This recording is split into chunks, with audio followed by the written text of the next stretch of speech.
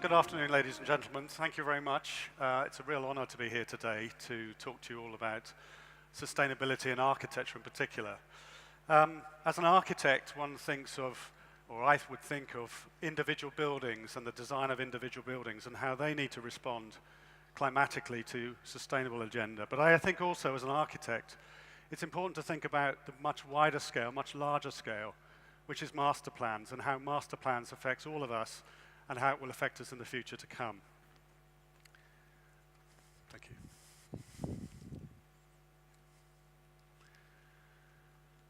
I think I'd start with the notion that cities are the nodes of global networks.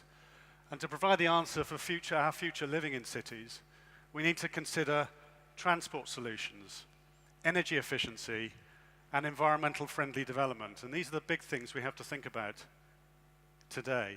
We're living in a time of enormous growth, where we're seeing population growth exponentially, and we're seeing, particularly in this part of the world, in Asia, China, and Africa, this large population growth.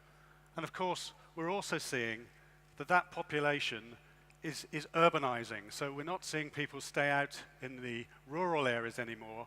The opportunities that exist in our urban centers mean that people migrate towards city centers.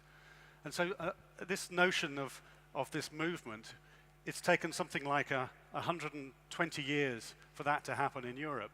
But we're seeing something like 20 years, the same proportion of movement in China. So there's a significant acceleration of that, people moving into urban areas.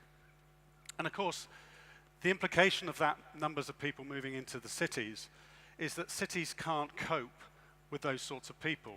There isn't the infrastructure, there isn't the support systems for large numbers of people. So the inevitable happens that you get a large number of people living in slum conditions or informal settlements. Something like 900 million people globally live in these sorts of conditions. And we also know that most of those people don't have access to sanitation, they don't have access to energy sources. And we know that that has a direct impact on their life. So infant mortality is very high. Life expectancy is very low when you compare it to more developed countries and cities. Human development suffers, as does political freedom. So it's simply that quality of their life, the connection they have to energy, really does have a direct impact on their lives. The other thing that's really important is that we have one planet. We only have one planet. We only have the resources from this planet that we live in. And you can see from this diagram that a significant number of countries are actually exceeding that. So their global footprint, or their ecological footprint, their carbon footprint in very developed nations towards the left-hand side is obviously way in excess of this. And it doesn't really even balance itself out with the countries that are still not quite there yet.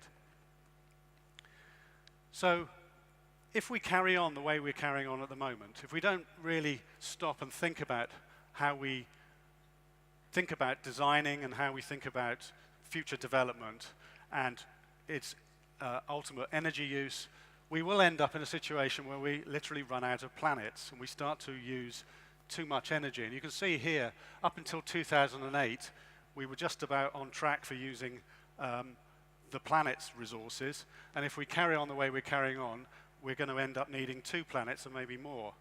So we do have to think about reducing that rapidly. And I think as an architect, as I say, I think it's important that my role with buildings and infrastructure is really important to address these concerns and think about that when we're asked to design a project. If I go down into a little bit more detail about energy use, there's 2 really fundamental elements that are an issue here. Out of the total energy consumption, buildings and infrastructure use 54% consumption of energy. I'll say that again, buildings and infrastructure. And those are the 2 things that really interest me, because that's what I do all the time. I work with buildings, and I try and bring that together with thinking about infrastructure. Of course, buildings and infrastructure and the current energy use, that also has a very detrimental impact on pollution and our health, because images like this hopefully are a thing of the past, but they still very much operate and create the sorts of problems that we see. These diagrams talk about black carbon emissions. These aren't carbon emissions, these are black particulates in the air produced by diesel engines, produced by forest fires. All sorts of energy production has an offshoot of these black carbon particulates which go up into the atmosphere, and they have a direct relationship to global warming. Now, the interesting thing about these elements is actually very simple reduction in production of those actually would have a very direct impact. So if we can move away from these things as a byproduct, then it's a simple fix. Carbon takes a lot longer to sequester across many years. And we know that in certain countries this is a day-to-day kind of problem that they have to deal with, and of course we have to move away from that. We have to create better atmospheres, better environments for people to live in. Maybe that all sounds like bad news, but it is not. It is getting better. There are clearly very clear investments in clean energy systems, renewable energies, hydro systems. So there's a very clear move towards that type of energy consumption. So that's a really good news. And we are seeing things like these sort of wind turbine arrays, which you may see in many countries. This is one offshore in Great Britain, or solar collector energies. This is in the Middle East, producing 100 megawatts of energy, powering something like 20,000 homes. And then hopefully this will continue to grow as an industry. What's also interesting, though, about the relationship between these clean energies and the, if you like, the master plan, the densities of the cities. So there is a direct relationship. So if you don't have the right scale, you can't necessarily invest in the right infrastructure. So again, as a master planner, we have to think about if we're dealing with, say, a 500 people block, a small individual development, one might expect to see photovoltaics integrated into the building, onto the roof. If you move into a larger scale, 5,000 people, more of a neighborhood, then you can start to see larger infrastructure elements, combined heat and power generators that would be sufficient to cover that 5,000 people. You move into a 50,000 district or a 200,000 town, and you can start to see the benefits of the investment in larger infrastructure projects such as the offshore wind or energy to waste plants, because they make sense. They only make sense when you have that volume of throughput. And ultimately, we get into, say, larger cities with 2 million people, and the investment in things like nuclear fuel power is really beneficial and really works. The other important thing is there is a direct relationship between energy use and density of cities. And when I talk about here, I talk about energy use, I'm really talking about using the vehicles and using cars in particular, because that is an enormous pull on energy because of the gasoline that it uses, the fossil fuel they use. And interestingly enough, if you look at more dense cities, in particular some of them in like Hong Kong, Singapore, places like that, very, very dense cities, relying less on the motor car as a means of moving around that city, and you compare that to perhaps more of the American cities at the top left there, which are incredibly driven by urban sprawl, and the motor car is a very important part of that mobility system, and that has a direct relationship on the energy use. And it's interesting that prior to World War II, actually in America there was a streetcar system. There was a very good public transport system which people used and was very successful. But of course, that didn't work for the oil companies, and that didn't work for the car manufacturers, because this wasn't going to make them sell oil and this wasn't going to make them sell cars. So they bought the companies up as a consortium very illegally, and then they stockpiled all the streetcars and got rid of them. And of course, the positive impact for them, but the negative impact for our cities was very much this, which I think you're familiar with even here. The idea that everything is planned around, formed around the motor car. So your streets, your cities, the whole thing is planned around the idea of having a motor car. So, by taking away the need to travel and the need to travel by car in particular, we can dramatically reduce the amount of energy used and the subsequent level of pollution produced. The answer is not to be found in developing more efficient or zero-emission cars. It is to be found in minimizing the need to travel in our daily lives and making possible those journeys we do through an integrated, efficient, and usable public transport system. Now, that might sound controversial given the sort of drive there is these days to get self-driving cars. But they're still cars, they're still moving around, and yes, they'll reduce the energy, but they won't solve the problems of cities. So, going back to the notion of architecture and how sustainability, or how master plans drive sustainabilities, if we think about planning cities or planning large master plans, if we can think about the sorts of distances that people can walk to get to particular facilities, get to particular places, perhaps the next level of that is they can get onto bicycles or they can use a transport system. And if we can plan the city around the notion that these distances are critical and key to that, that would help us reduce the need for everyone to get into a car and drive somewhere. We're not saying take the car away entirely, but maybe the reliance on it is less if we're planning properly. And actually, the direct impact taking the motor car away from the street is really visible. If you think about that many people in cars, that's the impact they have on the street. If you take the cars away and give them bicycles, there's an immediate impact on the streetscape, which is really positive. So again, it comes back to that thinking process. The other thing is really how do we deal with what we call a circular economy, which is rather than creating the traditional method of we eat things, we use water, we create materials and goods, and we produce energy. The food we eat goes into waste, water gets wasted, materials go into waste, so energy creates heat, and all those things are just waste products. Yeah, they don't do us any good whatsoever. So we do need to think about how we can create what we call a circular economy and really think about how each waste product, how we could reuse things, recycle things, and feed that back into the chain. And that's really, really important because that will have an impact and that will help reduce global temperatures as well. So again, it's when we're given the challenge to think about master planning, we've got to take on these things and really push these ideas to make them successful and work. Agriculture is also a very important factor because agriculture uses an enormous amount of energy, not only in the farming process itself, but also moving the food from outside the cities into the cities. So is there an opportunity to think about growing foods in the cities? And things like these are being developed at the moment, the use of hydroponics, vertical farming systems, so we can actually start to think about producing food much more locally and relying less on that idea that we have to drive food in all the time, and that would also be a positive.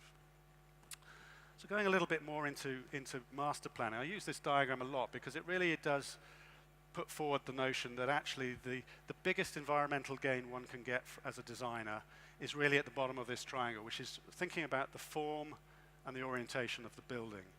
If we can think about those things fundamentally at the forefront, that will be your best benefit. Everything else on top of that is a plus, but obviously it has an exponential cost allocation to it. So I'd like to just share with you a couple of master plan projects that we've been involved in to try and show you how we've tried to adapt and think about some of those things I've talked about a little bit earlier. This was very interesting. This is a very large slum in the center of Mumbai, 175 hectares, 1 million people living in a very dense, low-rise development. Now, as I said earlier, slums are not the best. They have very poor sanitation. They don't have access to very much energy. But what they do is they have created their own neighborhoods, their own businesses. It's actually a very sustainable kind of community in that slum area. But of course, that slum area is also a significant importance in the city because it's a very valuable piece of land. So one approach we had was how can we maximize the value of the land for the city and not have this very poor quality slum development, but also retain and somehow balance that with the needs of the people that are living there and have lived there for a very long time. Not that usual kind of let's just kick everybody out. And the principles we took for that really was the principles of one world living. And I won't go through all of these one by one, but it was really to take that one world living approach as an agenda and as, if you like, the pillars that we established to think about how we work through the master plan. And it was really a question of how we phase the master plan. So it was taking a little piece at a time, thinking about the communities, how we could maintain their working environment, how we could then find pieces of land that they weren't using, clear that land, provide new accommodation.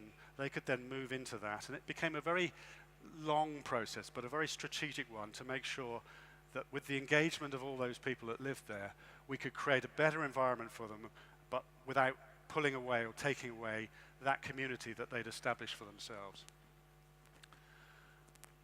And the other important thing really was also driving the form of the city or the form of this new master plan, really from the needs of the buildings that are inside it. So one can imagine, you're dividing the city up into blocks, you're creating big streets, small streets.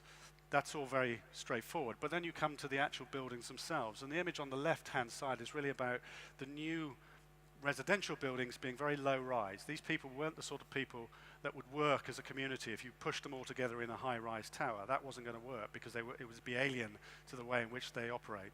So we keep the heights of the buildings down. We then free up some of the land to create commercial opportunities because they want to sell parts of this site to create a financial input. So some of the more commercial buildings were made taller to free up some of the land space around that. The introduction of public buildings like schools, gymnasiums, those buildings linked to the more public open spaces. And each of these different moves created a character and created a vibrancy that really would have worked. And then more recently, the Masdar Master Plan. This was a really interesting project in Abu Dhabi, and really was driven by the principle, all those things I've talked about a little bit earlier, about how bad conventional cities are and how we really need to think about and change the way in which we consume energy and the waste that we produce. So the idea was, can we create a city that really thinks about all those things in an integrated way and actually comes together, produces the end result of no waste product at the end of the day. I think it's also very interesting that one of the things that's affected architecture the most has really been the access to cheap energy. So in the olden days, images like this where people were living in a place, they were actually much more sustainable because they actually had to create urban dwellings which responded directly to the climate of the place they were living in. The moment you got access to free, cheap energy, you don't have to think like this anymore. You can just plug it in, pump energy into it, and you've solved the problem. So part of the process of thinking about the Masdar project was to look back a little bit and understand how people used to live in those sorts of environments, and can we learn lessons from that, which is really important as we move forward. The city itself was really driven by the idea that the university is the center of that, and then we create a rich mix of different activities that are around that central piece. And that's really just to create an interest. So it's about creating a good place to live. We want to create a good piece of architecture and a great place for people to live, not just the sustainability issues. The other thing that was important for us is the idea that we use our own technologies and we use what's available in the world technology-wise to test some of the ideas that we have. There's so much out there that we can use. Examples like this, where we're actually running a CFD analysis across the model to see how the airflow moves around the city and to see if we can improve the city blocks and the planning of the city using some of this technology that helps us plan and think about master plans. I talked earlier about building form, the bottom of the triangle. So it's simple things like the idea of introducing shading elements onto the buildings, thinking about the thermal capacity and how hard the performance of the building has to work. You do that first. Remember the bottom of the triangle? Then you can start thinking about the solar collectors energy farm, which was built to the side of the city, which powers the city. The introduction of wind towers. It's simple devices which pop up above the city, catch the air from above, bring that down, cool that down, and spread that air out into a public space. And then the notion of introducing, in these days, this was before we all talk about self-driving cars now, the idea that you can drive a self-driving car underneath the city and provide an opportunity for people to have a transport system that's completely energy, doesn't use the energy. I talked a little bit earlier about the idea that you have to plan a city about how far people can walk. And if you're living in this part of the world, or you're living in Abu Dhabi, there's a direct relationship between the thermal comfort that one would feel when you're outside, and that affects you because you don't want to walk somewhere because it's too hot. So one of the things we managed to do with the Masdar development was really identify that as an issue, solve it, if you like, as a design problem, and then we went back and actually tested it to demonstrate it would work. So the town centre on the left-hand side, very, very hot, on a 39-degree temperature day, you're getting all that reflected heat and all the glass and everything, so actually you're getting very high temperatures on a hot day in the city. Same day, within the Masdar development, we're enabling a reduction in that temperature. So that means when you go outside into that environment, it's actually more interesting or comfortable, to be able to move around in the city. So just to finish, this is a film just to try and give you a vision of what that city may look like. The idea of these automated vehicles that run around underneath the city deck with connections upwards up onto the upper level. And of course, by moving all the infrastructure below ground, that freed up the streets to be much more pedestrian friendly.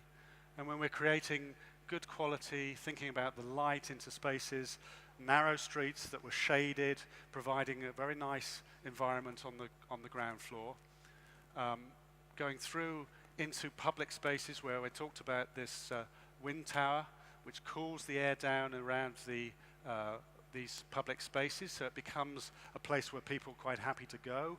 So you can see from these photographs, it really is a vibrant place. It brings people out. They're not all inside hiding away. They're actually coming out and enjoying the coolth that is around there.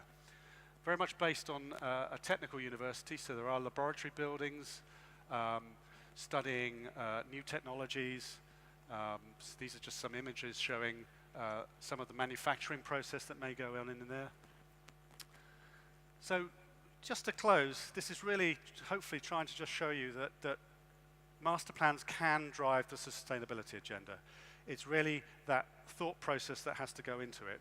But I do believe, and we believe, that if we do think it through and you do take it on, it is very possible for that to be seen through. So thank you very much. Thank you.